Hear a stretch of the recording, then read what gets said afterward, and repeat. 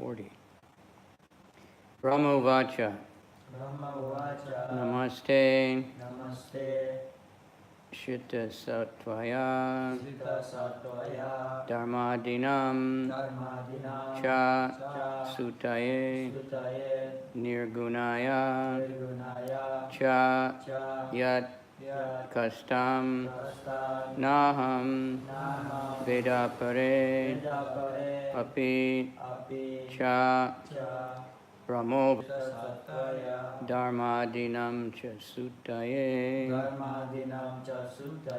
Nirgunaya cha yat kastam Naham Veda Pare Picha.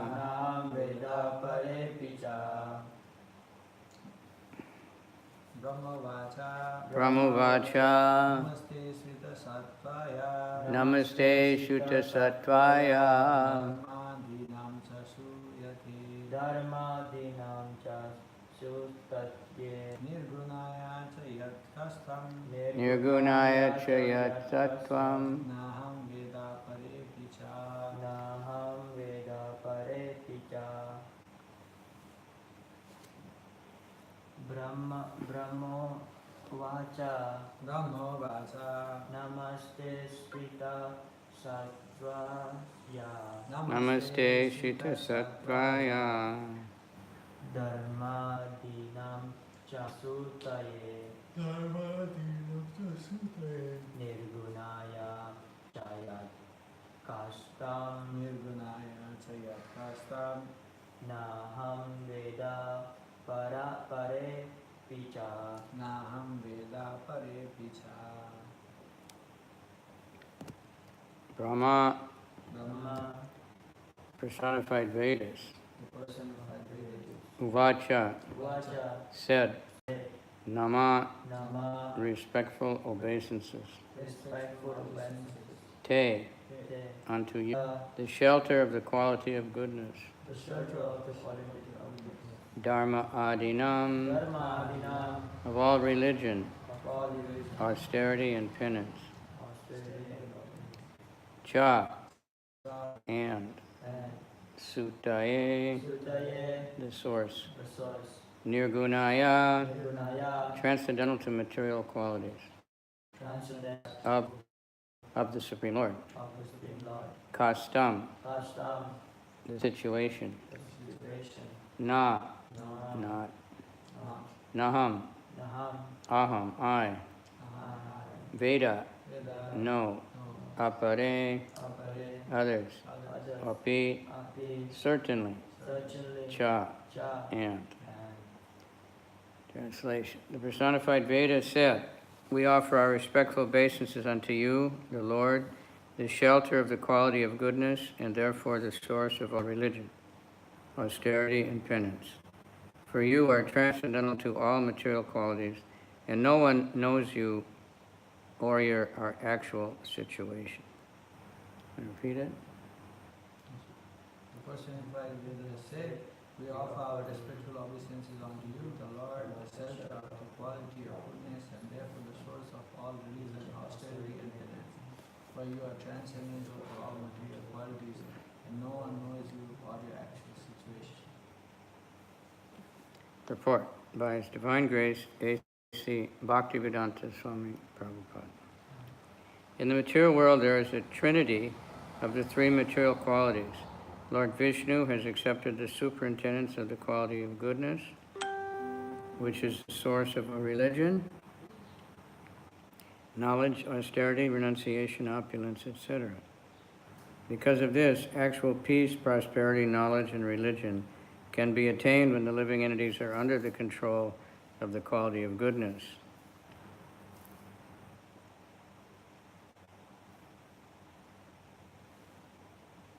In the material world. As soon as they are subjected to the control of other two qualities, namely passion and ignorance, their precarious conditional life becomes intolerable. But Lord Vishnu, in his original position, is always nirguna, which means transcendental to those material qualities. Guna means quality, and nir means negation. This does not indicate, however, that he has no qualities. He has transcendental qualities by which he appears and manifests his pastimes.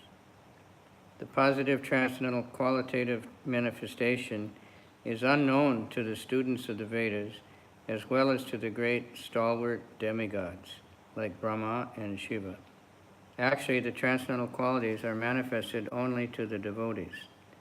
As confirmed in Bhagavad Gita, simply by discharging devotional service, one can understand the transcendental position of the Supreme Lord. Those who are in the mode of goodness can partially enter into the transcendental understanding, but it is advised in Bhagavad Gita that one has to surpass this. The Vedic principles are based on the three qualities of the material modes. One has to transcend these three qualities, and then one can be situated in pure and simple spiritual life. Om Ganat Tamirandasya Gananjana Shalakaya Chaksu Umilitanyena Tasmai Shri Gurave Namaha Shri Chaitanya Manobhistam Tadati Swapadantikam Vandeham Shri Gurun Vaishnavam Cha Shri Rupam Sajaja Sadvaitam Savadutam Parijana Sahita Krishna Chaitanya Devam Shri Shri Radha Krishna Padan Sahagana Lalita Shri Vishakan Vitam Cha Krishna Karuna Sindhu Dinabandhu Jagatpate Gopesha Gopika Kanta Radha Kanta Namostute Tapta Kanchana Gaura Devi Pranamami Hari Priye Kalpa Tarubhyascha Kripa Sindhu Vyevacha Patitanam Pavanebhyo Vaishnavebhyo Namo Namaha. All right. The personified Vedas now. At the end of the 10th canto, we have the whole very long chapter, the personified Vedas. And it's well worth reading. In the early days, Hridayananda Maharaj was always the chosen person to smash the Mayavadis. But he said he got all his arguments from that chapter. Those were the early days.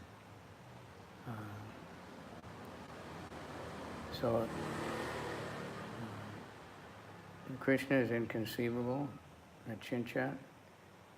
We had to hear about him from him and from authorities who are handing down information they've received from Krishna.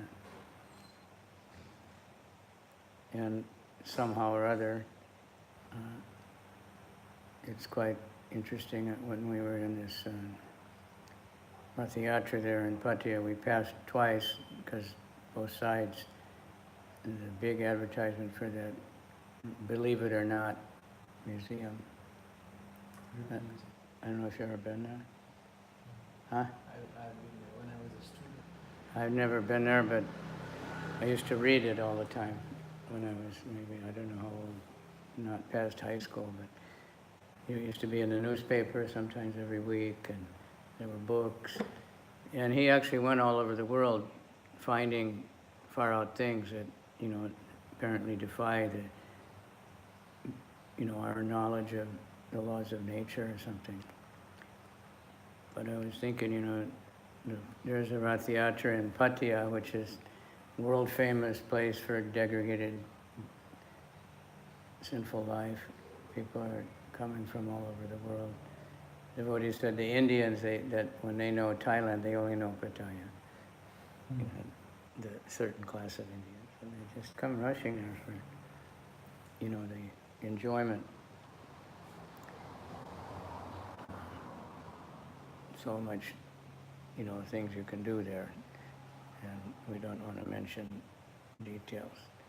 But then, in the middle of that, there's thousands of people getting Krishna Prasadam, getting books, dancing and chanting, and taking Lord Jagannath down the road, and so many people are bewildered by it. That should be in the Believe It or Not. And actually our whole movement should be, that Prabhupada accomplished. Some people recognize once in a while, and more they will. Prabhupada predicted in the future they'll wonder how the Hare Krishnas took over the world without firing a shot, because they can't understand Krishna that's in everybody's heart. And when devotees are actually sincere and they're just trying to give Krishna, they feel like they have something worthwhile, then people also become attracted when they see the blissful devotees and they want to know what's going on. Of course, you know, on all levels, like if we had free prasadam, so not everybody knows it's prasadam and it's spiritual and it's offered to Krishna. But maybe they just wanted a free meal because then they can do something else more with the money they save. But many people, they do know, and even if they don't know, there was kirtan going on, and there's, you know, Lord Jagannath is there, and so it's believe it or not, you know, some people won't believe it. Even I remember years ago I was in Fiji, and Fiji's even still, but at that time was extremely isolated from the rest of the world, even materially and what to seek of spiritually. It's not a place where devotees are passing through, you know. So the book distribution newsletter came with all these phenomenal book scores. And that was in the early 80s when, or actually not even, it was in 1979, or the book scores were huge. And the leader there, he was an older gentleman and a businessman, and you know, he hadn't been outside of there, and he said, "This isn't true, is it? This is all just, you know, lies. They're just trying to inspire people, so they're putting up all these big scores." Because it's inconceivable. You know, those should be in the Guinness Book of Records when somebody distributes, you know, 1,000 books in one day or something, and gets, you know, in sometimes very remote places. So these are the most phenomenal things. It's, you know, miracle that in the midst of this Kali Yuga, even one person would, you know, come, and what to speak of fully taking up Vaishnava life. But that's Krishna. It's beyond the mode of goodness. So here it's saying like that, this is stressing on the mode of goodness. That's the source of religion, austerity, and penance. And a few other things are listed in the purport. So we need to work on that mode of goodness, eating in the mode of goodness, talking in the mode of goodness. And whatever we do, we can learn from Bhagavad Gita what is the mode of goodness and what are the other modes, so that we can avoid them. Because in the mode of goodness, we won't have many of the obstacles that are coming up in life, in the material world. Comes up for everybody. There's so many seminars, and amongst devotees even, you know, how to have lasting relationships, how to, you know, because of the influence of the mode of ignorance and passion, we can't maintain things, right? We fight, we get angry, we get, you know, we're not getting what I want in the mode of passion, where it was kind of invading. So you get to one, and then you can see the next one, and finally the last one. From that one, you can go to the top. There's nothing up there. If you're climbing up to Tirupati, then when you finally get to the top, then you've got Balaji. It's something worthwhile. But you can't jump from the, you know, you have to one by one. So from the mode of ignorance, if you're lucky, you can, but Lord Chaitanya is so kind, he'll pull us right out if we take to the chanting of the holy name. if I somehow or other can come in. But then we have to come to the mode of goodness. And if we always angry and wanting more, and wanting something for myself, expecting, intolerant, all these symptoms of passion, ignorance, and we have a lot of problems in our life. We won't be able to practice even sadhana. So the mode of goodness is important, and it's good to study Bhagavad Gita. And if we study Uddhava Gita, then it gives even more symptoms of each mode, much extended understanding, like mode of ignorance and violence. So we can look around and see that we have a very tamasic, society. So much, even some places where there's not much street violence or riots or something, but the movies are violent, the television is violent, the books are violent. So in Japan, there's very little violent crime, those kind of things, terrorists, not very much. But maybe it's because they play all these violent games in the game center. They're always full of people just, fighting and punching and assassinating and they read these magazines. Yeah, manga, and they're just full of violence, I was telling one devotee, Indian devotee, he said, no, the Japanese, I said, you ride the train every day, don't you see what they're reading? Because everybody's reading these things and they're just full of horrible violence and rape, and, teachers raping students, and, pictures are everywhere. So maybe but then they're maybe holding it all in, but they're afraid to really, who knows, But their minds are very disturbed. It's very hard for them to take to spiritual life.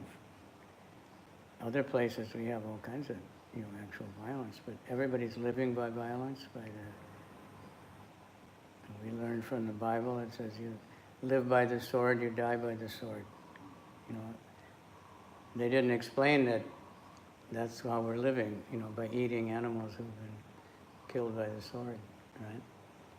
That's how they kill them. They cut the throat, let them bleed. So we're living by, the people, almost everybody's living by violence, even though they might think I'm peaceful. 'Cause every time they eat, it's violent. And sometimes people realize that, then they give up but the sex is violent, the way they talk is violent, like political campaigns. I only know America, but it's horrible violent, the way they just insult each other like anything. They just dig deep down to find ways to insult and accuse the other person of criminality, and they never give up even after they're out of office. So, people are not happy because they don't even know about the mode of goodness. So we want to rise above. Krishna says, Triguna Vishaya Veda, right? The Vedas deal mostly with the three modes of nature. But Nistrigunya above Arjuna, rise above the modes. And how do you do that? Another verse? Huh? No, Krishna says, that's a particular verse. He says, think of me within or something, in that verse. Of course, we can rise above immediately by just chanting Hare Krishna. That pulls people out, but then we have to keep them out. We have to keep ourselves above the modes. So then we have to, unless, but if the more we're chanting, the more we automatically get adjusted. The more Krishna will give us vision to see that he's in everyone's heart. Not only the people, but the animals and everybody. Not only the Nepalis or not only the Thai or, whoever people thinking. In the lower modes we're thinking, well, this type of people can be devotees, but that type of people can't be devotees. But as we preach more and more, we learn that we cannot judge by a person's body or gotra or background or anything who's going to take it up, who's going to suddenly be attracted to Krishna. Therefore, we approach everybody. When we go out, like with these festivals, it's very, very important, like Rath Yatra. And, we saw the results. I didn't get the exact scores, but there's about 300 big books or something, a few thousand. Could have had much more, actually, because we ran out on Saturday right away, after maybe an hour, more books. So we have to think, just listening, Vaisheshika Prabhu. So there's the 4 principles of book distribution, and these are nothing like new. It's just a Krishna conscious way of that any company thinks about expanding. First thing is sadhana. That's something that you won't find in the material world, but you have to be fixed up in whatever they're doing. They also have their own sadhana of working out or studying the market or whatever they do, and then so you have to have a strong sadhana. People can, Krishna in the heart lets people, know that means you're sincere. You have to be strong. If you're going to do something physical, you have to build up your body. We have to do that also, but we need sadhana in order to be convinced, hearing and chanting, and then get books. Because without books, we can't distribute books. Then he's now stressing very much, because the international world, we need to get books from many languages. I think we experience that here. A lot of German people, especially I met. In Israel, there's so many French, and they're real nice, but then they don't have French books, and they don't read English even. So, it's tricky, but be prepared. And then to get books, and then show the books. Because the more you show, the more they go. Like here, you show the books. And so when people come in, they see books. Prabhupada, when they asked Prabhupada, how should we decorate the restaurant in Juhu, before they even made it, he said, just cover the walls with books. He said, that way you'll have storage for the books, and also, everybody will, everywhere they look, they'll see the books. They didn't do that, but it's still an interesting concept. In Chopati, the back wall is covered with books, behind Prabhupada. All the foreign books and all the, not all the languages, but so many different languages. Show the books and then organize, because it takes, planning and organization to get the books to the place where the people are, get the people who are willing to go out, get them out, so, and make regular timings and festivals. So it's a very simple process, but everything is based on, our own personal life, that we hear about Krishna and we talk about Krishna and we chant about Krishna.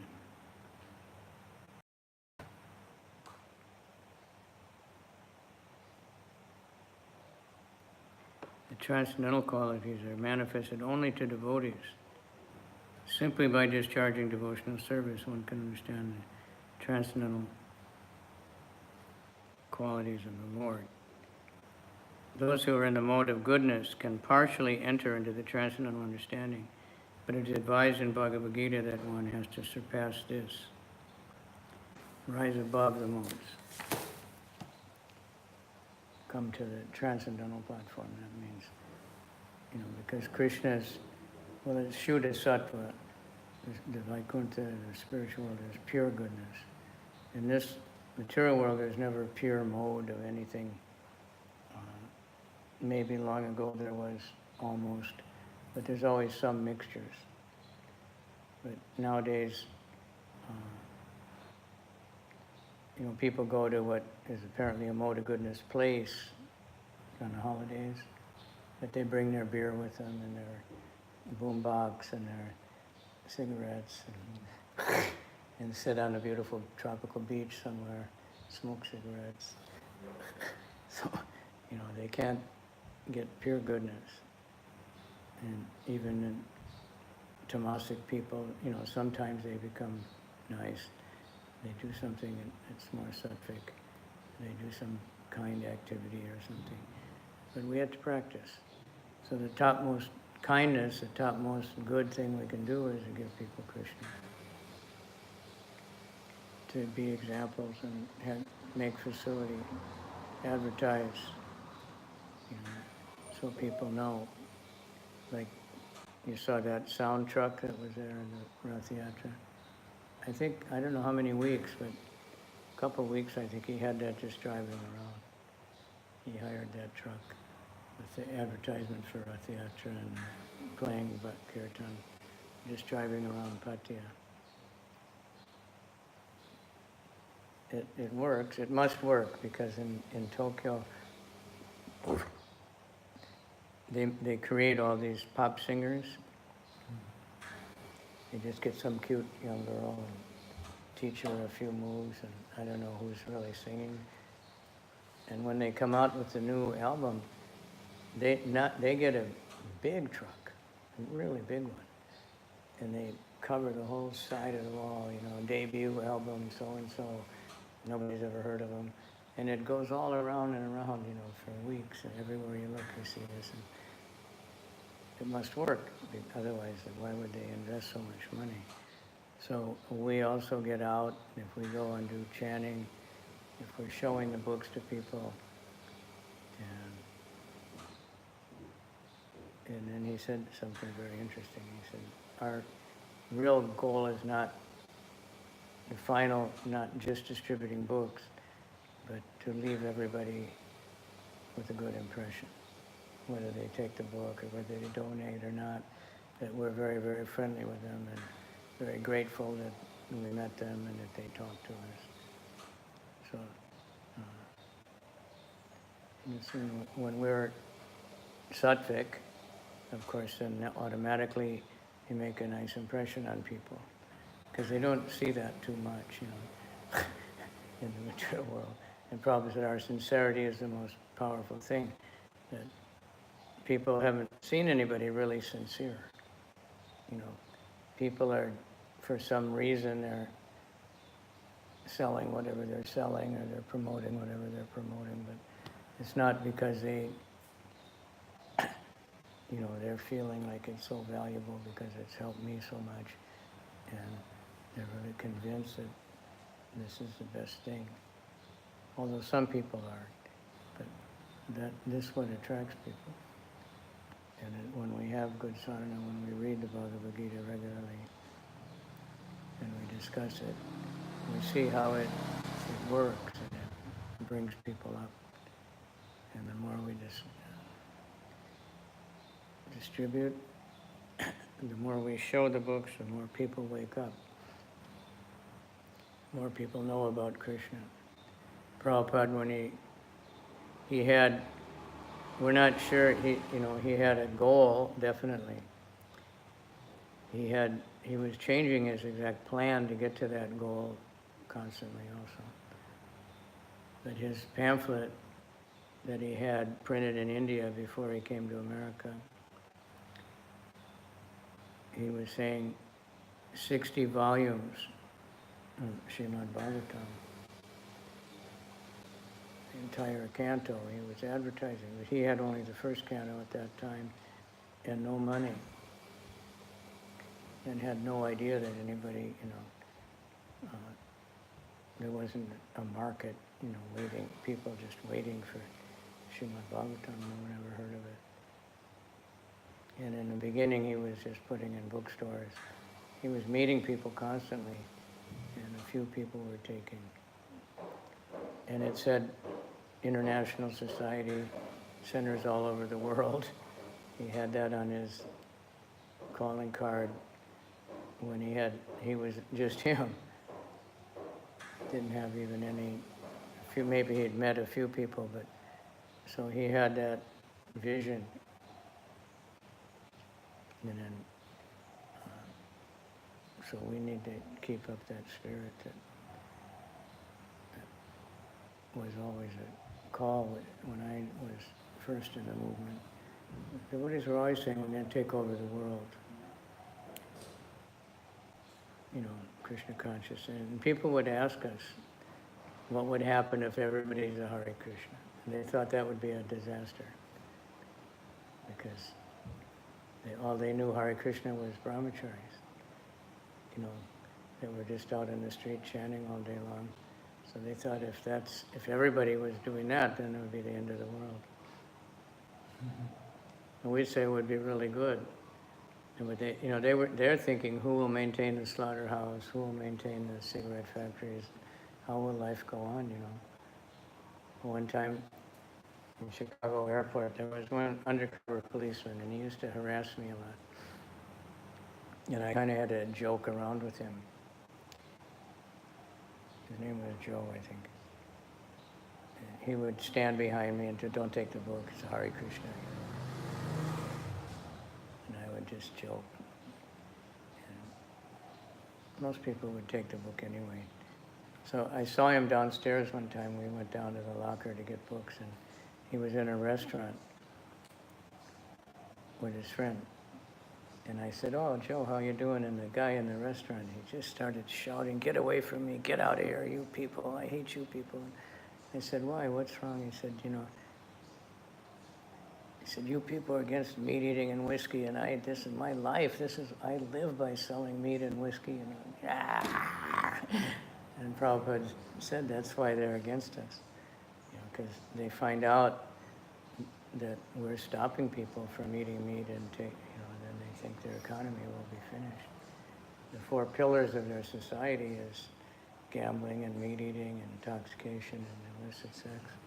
And we're knocking just like Kali was knocking the legs of the bull, the austerity and, cleanliness and breaking the legs of the good society. We're breaking the legs of their society. You can't see, they think that everything depends on that. So many people work in those businesses. So many people make their life by those kind of things. But they can live. Anyway, Prabhupada told that one reporter who, was trying to catch Prabhupada and make him look bad, what would happen if everybody was a Hare Krishna. Prabhupada said, don't worry. He said, there's always stupid people like you. They won't be Hare Krishna. It will never happen that everybody's a Hare Krishna. So the guy was bewildered. He didn't know what to say after. Prabhupada was very clever. I just heard another one. He was in Texas, and it was very, very hot there in the summer, like 50 to 40 something. And the temple was new, and they didn't have his garden, and he was just sitting outside, and the road was right there, and people walking by. And one guy just, couldn't, devotees fanning Prabhupada. He's sitting up, and everybody's sitting, and in that part of America, they're very prejudiced. White superiority and everything. All the white people are worshiping the dark man. He said, why is he fanning you? And Prabhupada said, it's hot.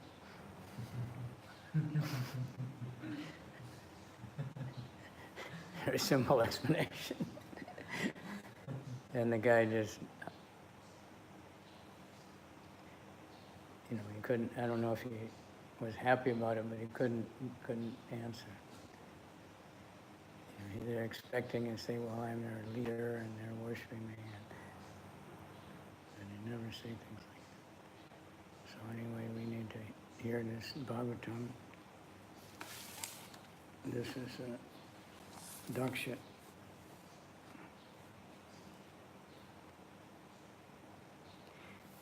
So what's this part, when Vishnu came? Yes, Maharaj. Vishnu It's is the coming end. and all the devotees, everyone is glorifying. It's the last chapter. All the demigods are glorifying Vishnu. But it's interesting that first Brahma came and everybody was glorifying him as supreme. And then Shiva came and then even Brahma and everybody was glorifying Shiva. And then Vishnu came and then everybody glorified him, including Shiva and Brahma. So, you know, they can all be at different times called Bhagavan or, you know, honored at the top, but they don't think I'm the top. They're thinking they're actually glorifying Krishna. Like Krishna says, those who worship other gods, they're actually worshiping me, but in the wrong way. So, all right? Any comment or question? Maybe we can see if we can get, I don't know if they still are adding on to Ripley's Believe It or Not, at the Guinness Book of World Records. You know, that Hare Krishna has distributed, you know, so many books and put the, you know, so many people are chanting the holy name, or so many people actually giving up all sinful activities. You know, it's quite unbelievable. I don't remember much of the stuff from Believe It or Not, you know, but in one sense, when I was just thinking about it, because it's just one of the little things that help you to break away from ordinary material life. You know, and you see all these things that you can't believe, but somebody actually doing it. You know, they probably have stuff about some yogis doing some.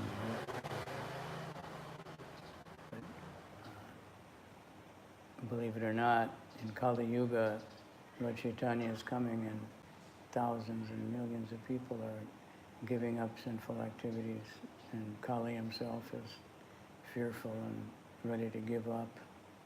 You read that chapter in the first part of that book? That Chaitanya Chandradaya Natika. It's the first scene. And Kali is there with Adharma. And Kali is saying, we're finished, and we can't function anymore. Lord Chaitanya has come. And Dharma says, no, you can do it, we can do it, don't worry. Your ministers can help you. And he's saying, no, Lord Chaitanya, it's too powerful, it's flooding the world. And he says, no, you know, lust, your minister, lust, you can conquer the world and make everybody crazy. And he says, no, it's impossible. And he glorifies Lord Chaitanya. He goes right through all the lust, greed, anger, envy. Oh, envy can do it, you know. That's what makes everybody go to war and fight. And he says, no way. Lord Chaitanya, and he's above all that, and anyone who's, you know. So it's quite an amazing thing. Nobody could, you know, believe it, but it's happening. In spite of all the efforts of the Kali to increase all the sinful activities, people are giving it up. Okay, so, you have something? He's always studying early in the morning, late at night, all They day. have exams. Yeah? Then there's some holiday coming? Okay, good. Mine is like, you know, from the mode of ignorance and passion, you know, when I do devotional service, I mean, as you said earlier, that most of us, you know, most of the community or most of the world is in mode of ignorance and passion. So should we try to encourage them to just do devotional service, or should we also encourage them to come to mode of goodness, or, you know? It should be both, right? Because until they are really in mode of goodness, as you said, you know, people create so many offenses, and, you know, they have they have expectations that are not, even when they come to do devotional service. So we should try to encourage people to come to mode of goodness. No, also at well, the same time and do devotional service, or it depends on the person. If they can do devotional service, they'll get purified. Of course, the basic devotional service is chanting the holy name. that so that's why we try to have kirtans all around. Festivals, taking prasadam as devotional service, taking a book, giving donations, reading the books, you know. So we try to engage people in doing some kind of service. Amongst ourselves, though, we want to work, you know, mode of goodness and, you know, cooking and just our dealings with each other and dealing with other people. But we find that, you know, that gradually by chanting and practicing regular life, we come more to the mode of goodness. But still, we want to know about it. You know, like when we're teaching publicly and new people, you know, what is the mode of goodness? Yoga people, you know, no meat eating, gambling, all that, no sex, all that stuff, you know. But how to get there, they need to be pulled up by the transcendental puppet law, you know, Krishna. All right?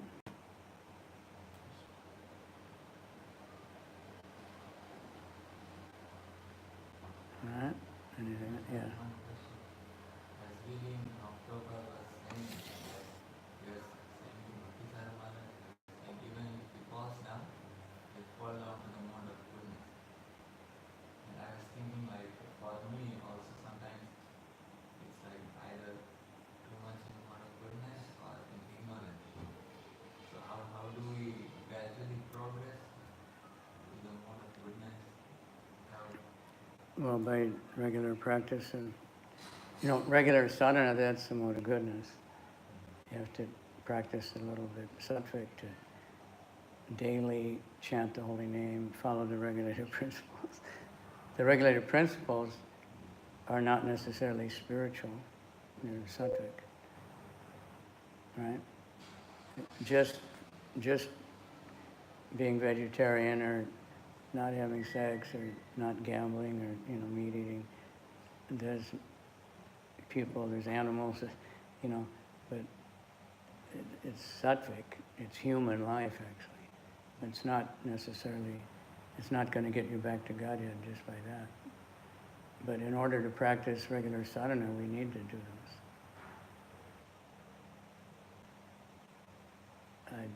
I don't know if someone could be, you know, eating meat and then chant 16 rounds every day. Although I've heard of people say they're chanting every day, but they can't stop smoking. It's very, very rare. But I don't think they're chanting very attentively, if they are chanting. They might be chanting sometimes. But doing it daily, that's sattvic. You know, even if it's just a little bit. So but how to get, you know, if we get somebody eating prasadam, then they're automatically not eating meat. And Prabhupada stressed that. He stressed that.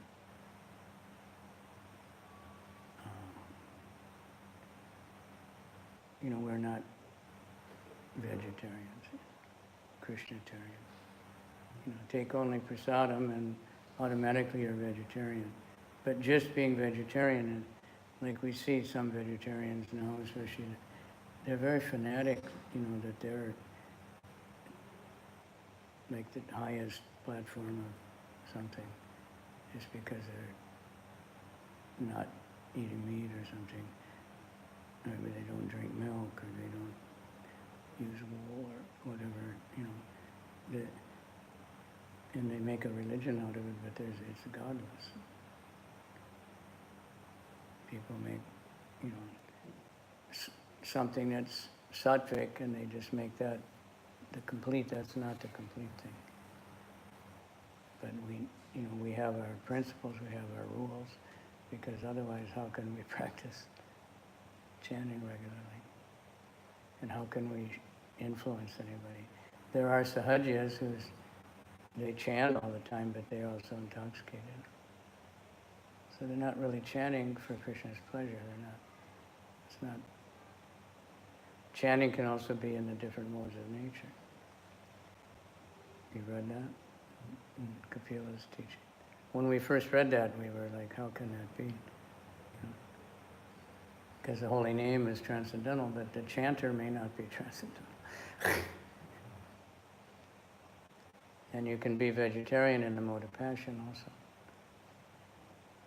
You know, if you're eating like tons of sweets or, you know, everything like half chilies or something, you know, or, you know, floating in ghee all the time, everything you eat, then it just passionate. And then usually people will get sick and then they won't be able to practice properly. So Krishna is telling us, you know, you have to balance it. Not too much of this, not too little, not too, you know, don't work too much, don't work too little, don't play too much, don't sleep too much, don't sleep too little. Everything, either one is not good.